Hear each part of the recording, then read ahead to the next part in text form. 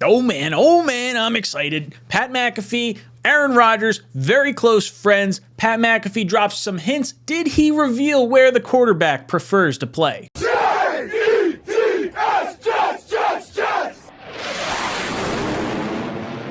And if Aaron is in fact traded, what do you think the compensation will be for the Packers? God, it is so hard. I mean, I would imagine a first-round pick would be included. It's Aaron Rodgers, but Yeah. I'd say, but it's just it's a lot of money, and you might be only getting 1 year or 2 years. So I'm sure it's more than a one, but is it like the Russell? Like 4 years ago, Rodgers almost couldn't be traded because the compensation would be too high. I mean, you almost couldn't do it. Now it's like it's going to be a lot because he's still a great quarterback, but because of all the different factors, it might not be quite as much as you think because you have to pay the money as well. How's the Jets cap? It's okay. And I have to look at like how much money they have now, but definitely something they can do. Definitely like the cash is not an issue, and the cap they could figure out without much of an issue. He's going into darkness on the other side. He's going to be seeing gangrene, I think. That might be tough, obviously, for Packers fans to handle, but who knows what the darkness will tell Aaron. Aaron might want to go live his life. Might want to retire after coming out of there, which is a very real thing. He might, but I would say this for Packers fans, who I'm sure I don't know what Packers fans think, but I can imagine they could feel all sorts of ways about this because it's been a couple off seasons of this.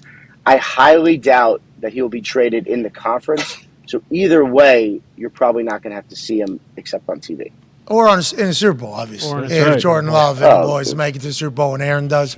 Welcome to Jets Talk. My name's Ryan. I'll be your pilot. If you're new here, hit that subscribe button. If you've been here before, welcome back. I love having you here. Boys and girls, I go live every Monday for my live call-in show from 8 o'clock to 10 o'clock. This past week, I had Tyson from Let's Talk Jets Radio on, so make sure you check that out. And then Tuesday, we come back with our Talkin' Jets panel, myself, O'Leary, and Greenbean. This week, we got Richie hopping on, so make sure you ask us all your Jet-related questions. But let's move on to our topic of the day, and that is the comments that Pat McAfee said on his show with Ian Rappaport earlier, I guess it was yesterday. And could this possibly be an indication that Aaron Rodgers is coming to New York? Did the star quarterback tip off the radio host, podcast host, that he wants to go to the New York Jets? I get all sorts of excited because this is someone that I think probably has an idea of where Rodgers wants to go. Like, they're definitely exchanging text messages, and they're definitely talking off air. This, like, what you see on the podcast isn't only what they're talking about.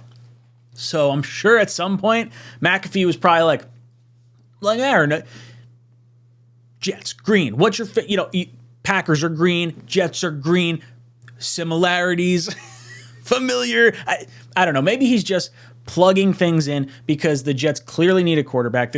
You're going to get way more traffic from the New York Jets fan base getting ramped up over this Pat McAfee, Aaron Rodgers stuff than maybe you will at other fan bases.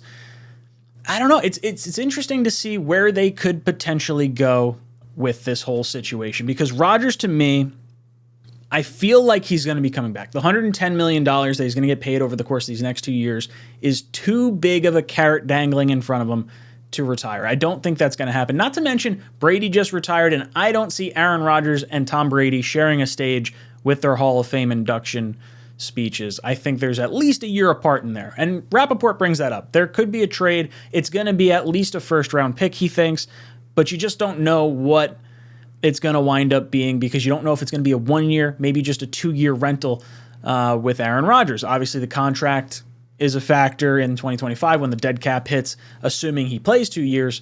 But yeah, you don't know what you could do. You've been dealing with this for like a few years if you're the Green Bay Packers fans, and you're just like done with it. As much as like it's kind of a nice situation to be in, like, oh, is he going to retire? Is he not going to retire? Like, at least you have the option of having a quarterback. The Jets haven't had one for 50 years, and we're just all sorts of tired about it.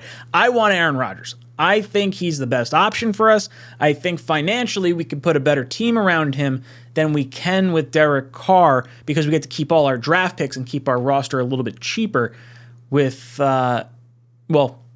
No, we get to trade our draft picks and we can sign the players that can help us go for the Super Bowl. With Carr, you're probably relying more on draft picks, so it's a little bit risky in terms of like lottery tickets when you think of draft picks.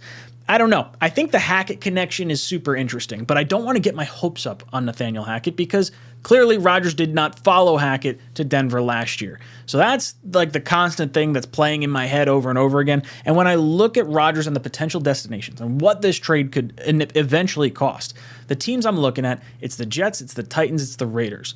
And I've heard a lot of people say, oh, it's, it could be a short-term rental. It's not going to cost you the number 13 pick. And I just don't see how it's not going to cost you the 13 pick. If you're talking about the Titans or the Raiders possibly being in on this, I would have to imagine they're offering at least their second-round pick. So if I'm thinking the New York Jets, how are you beating a second-round pick? You're either trading down from number 1 or you're giving your number 13 overall pick. Like, to me, there's no way you get Aaron Rodgers without giving up the number 13 pick. I do think another pick next year is going to be conditional. So it's based on if Rodgers comes back, it's just going to be this year's number 13 pick. Now, if it were me, I would do that all day. I'm taking the year, maybe 2 years at a Super Bowl with this loaded roster. I love the swag that Sauce and Wilson and Brees and AVT and all these young studs bring to the team. And I think when you bring in an experienced quarterback like Aaron Rodgers, you allow that growth potential for Zach Wilson. Not to mention they're already close. Like if I'm looking at this whole situation, I would say 2-3 weeks ago, Rodgers knows he's not leaving $110 million on the table. The Packers know they want to go with Jordan Love. They were just dancing and waiting, trying to figure out what this Derek Carr situation is going to be. If Carr winds up signing somewhere, then Rodgers has a little bit more leverage. They're going to have to, even the Packers have more leverage because they can ask for more picks because there's less quarterbacks available. So this is just an interesting situation. If he goes to the Raiders, I feel like he wants to play with Devontae Adams. He doesn't want to move to the West Coast. He likes the money aspect of it because he's going to save $11 million due to the structure of his contract by having his money taxed in Vegas versus taxed in New Jersey.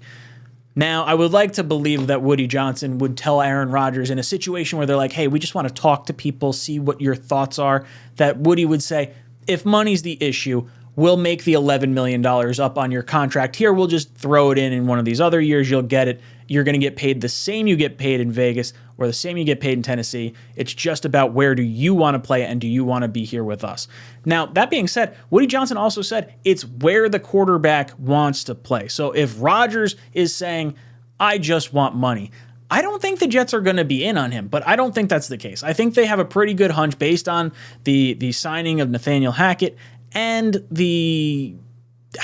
the connections they have with Rodgers. I would be very, very surprised if they were not all in on Rodgers. Like every chip feels like it's being pushed into the center of the table, and I'm all about it. I think this is the move to make if you're the New York Jets. I just don't want to have my heart broken. And I feel like it's going to get broken. I'm not going to believe it until I actually see him at the press conference. It's going to hit me like a ton of bricks. That's when it's going to happen. Not going to hold my breath. No. Too many good things just disappear out of existence. I'm not counting my chickens before these hatch. I don't know. Guys, let me know what you think about this whole situation. Do you think Pat McAfee actually knows where Aaron Rodgers wants to go? Do you think it's the New York Jets? Do you think they have a little handshake deal going on behind the scenes? Let me know in the comments section down below. And as always, go Jets.